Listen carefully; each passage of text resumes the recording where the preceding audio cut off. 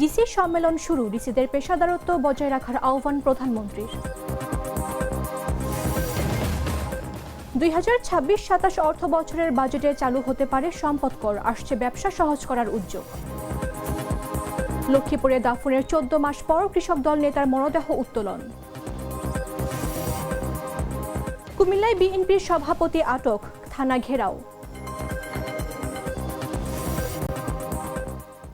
এবং যুদ্ধের সুযোগে আবারও বেপরোয়া সোমালিয়া জলদস্যুরা, একের পর এক জাহাজ ছিনতাই।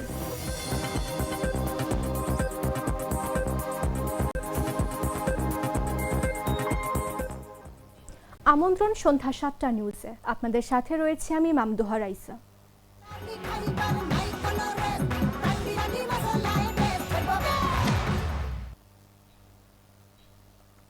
প্রায় 2 দশক পর জাতীয় সংসদে বাজেট উপস্থাপন করতে যাচ্ছে বিএনপি সরকার। আসন্ন বাজেটের কর ছাড়ে কঠোরতা থাকলেও জোর থাকবে ব্যবসা সহযোগীকরণ ও কর ব্যবস্থায় সংস্কারের ওপর। রিটার্ন দাখিল ও অডিট জটিলতা কমানোর পাশাপাশি সীমিত আকারের সম্পদ কর চালুর বিষয়েও আলোচনা চলছে। এনবিআর জানিয়েছে, কর প্রশাসনে হয়রানি কমিয়ে ধাপে ধাপে ডিজিটাল ব্যবস্থায় যাওয়া হবে। সাইফুল হক মিঠুর পাঠানো তথ্যে বিস্তারিত জাগর এক্স রিপোর্টে। মধ্যপ্রাচ্যে চলমান সংঘাত ও বৈশ্বিক অর্থনৈতিক অনিশ্চয়তার মধ্যেই 20 বছর পর জাতীয় সংসদে বাজেট দিতে যাচ্ছে বিএনপি নেতৃত্বাধীন সরকার। ইতিমধ্যে 2026-27 অর্থ বছরের বাজেট প্রণয়নের প্রস্তুতিও চলছে।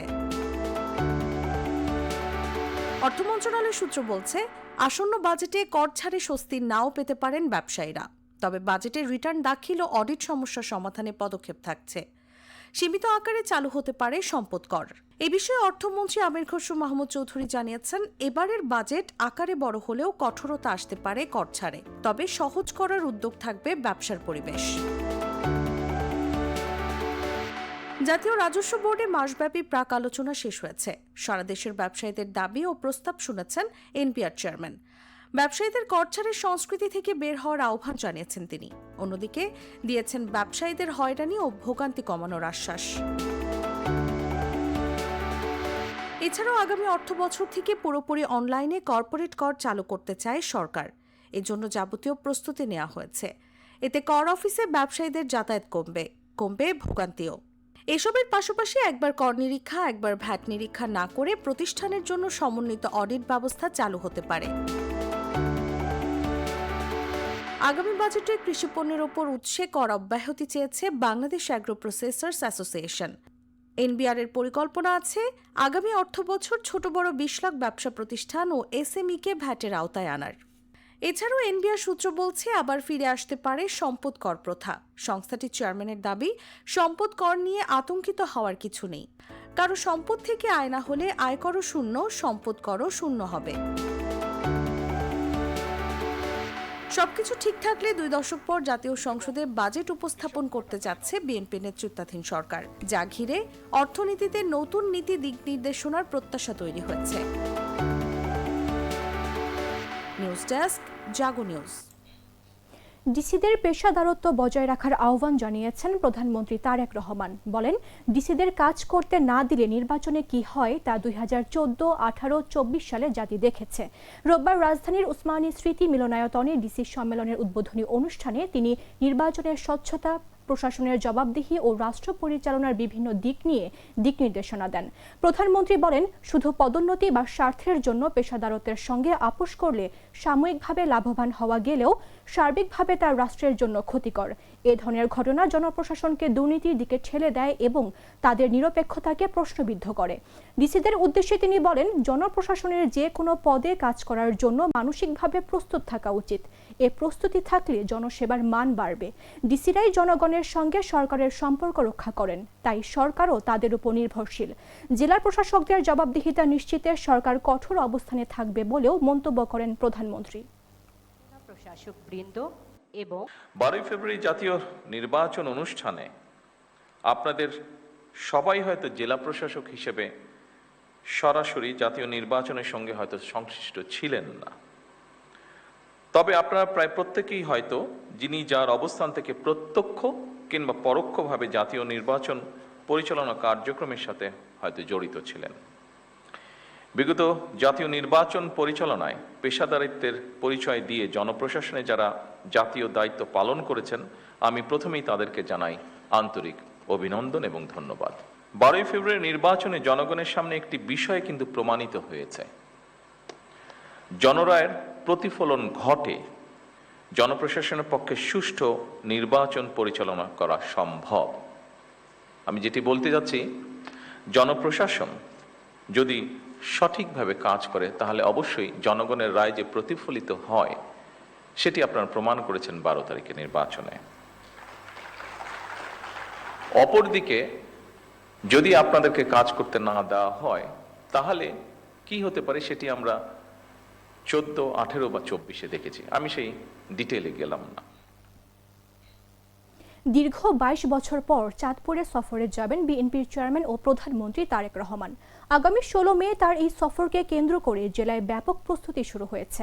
শনিবার বিকেলে বিষয়টি নিশ্চিত করেছেন চাঁদপুর 3 আসনের সংসদ সদস্য ও জেলা বিএনপির সভাপতি শেখ ফরিদ আহমেদ মানিক।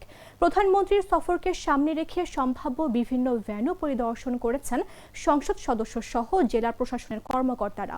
এরই মধ্যে প্রস্তুতি সভা, প্রচার কার্যক্রম এবং মাঠ পর্যায়ে তৎপরতা জোরদার করা হয়েছে। দলের শীর্ষ নেতার আগমনকে ঘিরে বিএনপি ও এর অঙ্গ সংগঠনের নেতাকর্মীদের মধ্যে উৎসব মুখর পরিবেশ বিরাজ করছে। সফরকালে তারেক রহমান খাল খনন প্রকল্প, ফ্যামিলি কার্ড বিতরণ, বিজ্ঞান ও প্রযুক্তি বিশ্ববিদ্যালয় ও চাঁদপুর মেডিকেল কলেজের ভিত্তিপ্রস্তর উদ্বোধন করবেন। এছাড়া তিনি সুধী সমাবেশ ও একটি বিশাল জনসভায় যোগ দেবেন।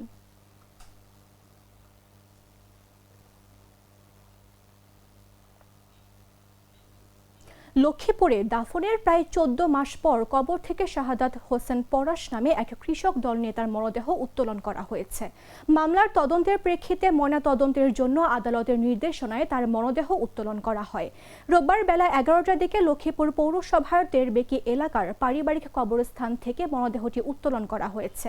এ সময় লক্ষ্মীপুর জেলা প্রশাসনের নির্বাহী ম্যাজিস্ট্রেট হাসান মোহাম্মদ নাহিদ শেখ সুমন ও সদর হাসপাতালের মেডিকেল অফিসার আরমান হোসেন উপস্থিত ছিলেন।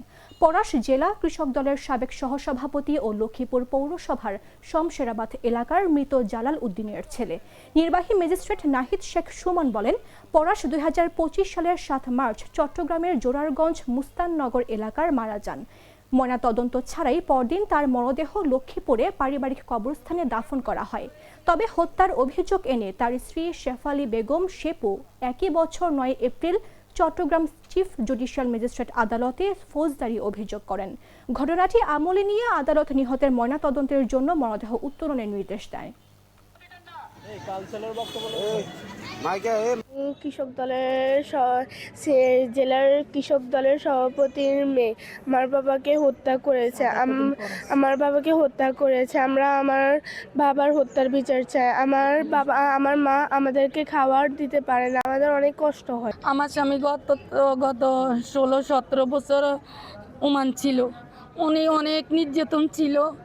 আমলিকের আমলে উনি কত মার খাইছে, দৌড় খেয়েছে, কত গুলির আহত খেয়েছে। আমি এমপি সাহেব, আমাদের মন্ত্রী, আমি খুনি মোহনের ফাঁসি চাই। বিজ্ঞ আদালতের একটা সুনির্দিষ্ট আদেশের ভিত্তিতে এখানে যে মৃত শাহাদাত হোসেন, ওনার মৃত্যুর কারণ সঠিকভাবে নির্ণয় করার জন্য লাশ উত্তোলন করা এবং এর পরবর্তীতে হাসপাতাল কর্তৃপক্ষ সেটার পোস্টমর্টেম অথবা ফরেনসিক সেটার প্রয়োজনীয়তা অনুসারে করার জন্য আমাদের বিজ্ঞ আদালত একটা নির্দেশ দিয়েছেন। সেই নির্দেশের ভিত্তিতে জেলা প্রশাসকের স্যারের অর্ডারের ভিত্তিতে আমি এখানে এসেছি লাশটা উত্তোলন করে এটা হসপিটাল কর্তৃপক্ষ। কুমিল্লার আদর্শ সদর উপজেলা বিএনপির সভাপতি রেজাউল কাইয়ুমকে আটক করেছে পুলিশ। এ ঘটনার প্রতিবাদে তার অনুসারীরা কোতোয়ালি মডেল থানা ঘেরাও করে বিক্ষোভ করেছেন।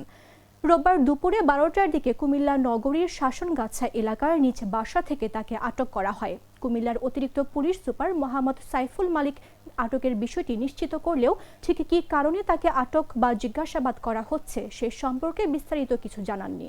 তিনি জানান, তাকে জিজ্ঞাসাবাদ চলছে, পরে বিস্তারিত জানানো হবে। উনি চাঁদাবাজ হলে চাঁদাবাজ মানে বিগত দিনের প্রতিদিন সরিতার খুনি হাসিনার আমলের ওনার বিরুদ্ধে চাঁদাবাজি, হত্যা, জমি দখল, ভূমি দখল কোনো মামলা নাই, কোনো মামলা নাই। ওনাকে আওয়ামী লীগ সরকার আমলে যে ভুয়া মামলাগুলো ছিল ওই মামলার ভিত্তিতে ওনাকে গ্রেফতার করা হয়েছে। এটা আমরা বলতে পারবো, আমরা কাগজপত্র দেখলে বা প্রশাসনের কথা বলে আমরা বলতে পারবো। আমরা অতি সত্বর এই কোতোয়ালি মডেল থানার ওসির প্রত্যাহার চাই। কি কারণে গ্রেফতার করে আনছে এটা ওনার কিছু বলতে আমাদের কোনো কথা বলতেছে না, ছেড়ে দিবে। আমরা ওনার অবিলম্ব নিঃশর্ত মুক্তি চাই, ওনার নিঃশর্ত মুক্তি চাই। আমরা উনি সব মেধাবী এবং Mr. Noodles, amazing taste. Session ফি জমার সময়সীমা বৃদ্ধি, সেবাবিহীন খাতে আদায়কৃত অর্থ ফেরত সহ 4 দফা দাবিতে বিক্ষোভ করেছে বরিশাল বিএম কলেজের শিক্ষার্থীরা। রোববার বেলা 11টার দিকে প্রশাসনিক ভবনের সামনে বিক্ষোভ সমাবেশ করেন কলেজটির 24-25 সেশনের শিক্ষার্থীরা জানিয়েছেন, সেবাবিহীন বিভিন্ন খাতে অর্থ আদায় করা হচ্ছে। আমাদের মোট সেশন ফি ধরা হয়েছে 2620 টাকা। এর মধ্যে 780 টাকার সঠিক হিসাব পাওয়া যাচ্ছে না। 780 টাকা ব্যয়ের জন্য যেসব হিসাব দেখানো হয়েছে, শিক্ষার্থীরা সেসব সুযোগ কয়েক বছরে ভোগ করেনি। তাই আমার টাকা যথাযথ হিসাব চাই। এর জন্য 4 দফা দাবি জানাচ্ছি। একই দাবিতে পৃথক সমাবেশ করেছে ছাত্র ইউনিয়নের নেতৃবৃন্দরা।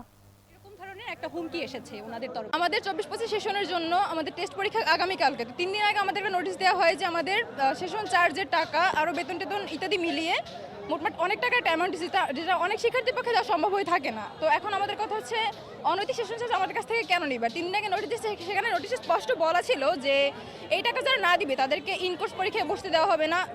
মানে 23-24 সেশনের জন্য একই নোটিশ, তাদেরকে ইনকোর্স পরীক্ষায় বসতে দেওয়া হবে না, আমাদের টেস্ট পরীক্ষায় বসতে দেওয়া হবে না। তো আমরা এই অনৈতিক দাবির বিরুদ্ধে আজকে সেশন চার্জ কমানোর জন্য এবং এই দাবি যাতে তারা প্রত্যাহার করে, আমাদের সময়সীমা বৃদ্ধি করে, এই জন্য দাবিতে বসেছি। আমরা সেশন চার্জ মূলত কমানোর জন্যই দাবিটা করতেছি। এখন আমাদের কোনো অ্যামাউন্ট নেই, তাদের অ্যামাউন্ট ছিল 2620 টাকা। আমাদের অযৌক্তিকভাবে যে সেশন চার্জটা ধরা হয়েছে সেটার দাবিতে আমরা এখানে এসেছি সবাই আন্দোলন করার জন্য। আমাদের নোটিশের মাধ্যমে সরাসরি হুমকি দেওয়া হয়েছে এখানে যে আমরা যদি সেশন চার্জ না দিই তাহলে আমাদের পরীক্ষায় বসতে দেবে না, এরকম ধরনের একটা হুমকি এসেছে ওনাদের তরফ থেকে। আমাদের দাবি সেশন চার্জ কমাতে হবে এবং 1 ইয়ারের সেশন চার্জ প্রাণ কফি ক্যান্ডি, কররা কফি, কঠিন স্বাদে, হাইকে বলো বাই। জানাবো আন্তর্জাতিক সংবাদ।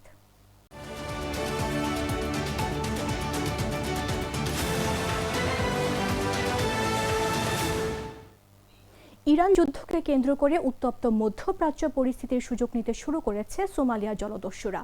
লোহিত সাগর ও এডেন উপসাগরীয় এলাকায় আন্তর্জাতিক নজরদারি শিথিল হওয়ার সুযোগে তারা একের পর এক বাণিজ্যিক জাহাজ ছিনতাই করছে। সবশেষ ইয়েমেন উপকূল থেকে MT ইউরেকা নামে একটি তেলবাহী ট্যাঙ্কার ছিনতাই করে সোমালিয়া উপকূলের দিকে নিয়ে যাওয়ার খবর পাওয়া গেছে। শনিবার ইয়েমেনের কোস্টগার্ড এক বিবৃতিতে জানায়, দেশটির দক্ষিণ পূর্বাঞ্চলীয় সাবোয়া প্রদেশের উপকূলে সশস্ত্র হামলাকারীরা ট্যাঙ্কারটির নিয়ন্ত্রণে নেয়। বর্তমানে জাহাজটি এডেন উপসাগর হয়ে সোমালিয়ার দিকে নিয়ে যাওয়া হচ্ছে। জাহাজে থাকা নাবিকদের ভাগ্যে কি ঘটেছে তা এখনও নিশ্চিত হওয়া যায়নি। গেল কয়েক সপ্তাহের মধ্যে সোমালিয়ার সংলগ্ন সমুদ্র সীমায় এটি চতুর্থ ছিনতাইয়ের ঘটনা।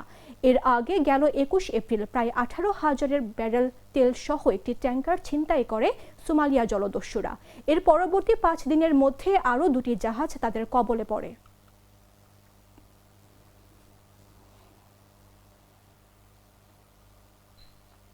সংবাদ শেষ করব খেলার খবর জানিয়ে।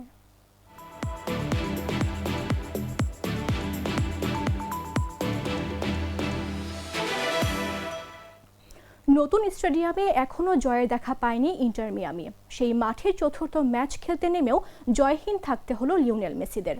অবাক করা বিষয় হলো 3-0 ব্যবধানে এগিয়ে থাকার পরও ম্যাচ শেষে ফলাফল 4-3, যেখানে অরল্যান্ডো সিটির কাছে হেরেছে মিয়ামি। লিওনেল মেসি দারুণ এক গোল ও 2টি অ্যাসিস্টে দলকে দারুণভাবে এগিয়ে নেন। দলের 3 গোলই অবদান রাখেন আর্জেন্টাইন তারকা, কিন্তু শেষ পর্যন্ত দলকে জয়ের স্বাদ দিতে পারেননি। ইস্টার্ন কনফারেন্সের পয়েন্ট টেবিলে 15 দলের মধ্যে 14তম অবস্থানে থাকা অরল্যান্ডোর কাছে মিয়ামির হার কিছুটা অপ্রত্যাশিতই বলা চলে।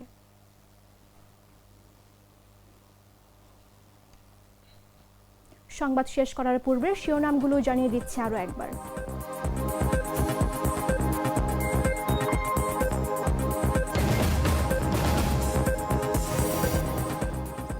ডিসি সম্মেলন শুরু, ডিসিদের পেশাদারত্ব বজায় রাখার আহ্বান প্রধানমন্ত্রীর।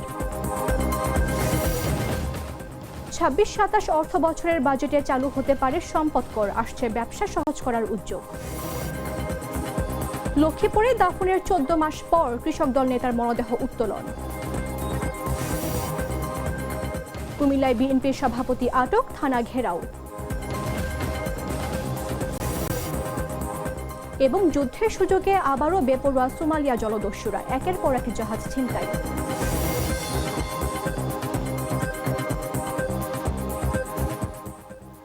দর্শক, এই ছিল এখনকার মতো। প্রতি মুহূর্তের সর্বশেষ খবর জানতে ভিজিট করুন jagonews24.com। ফলো করুন আমাদের ভেরিফাইড ফেসবুক পেজ এবং সাবস্ক্রাইব করুন জাগো নিউজের ইউটিউব চ্যানেল। ধন্যবাদ সবাইকে।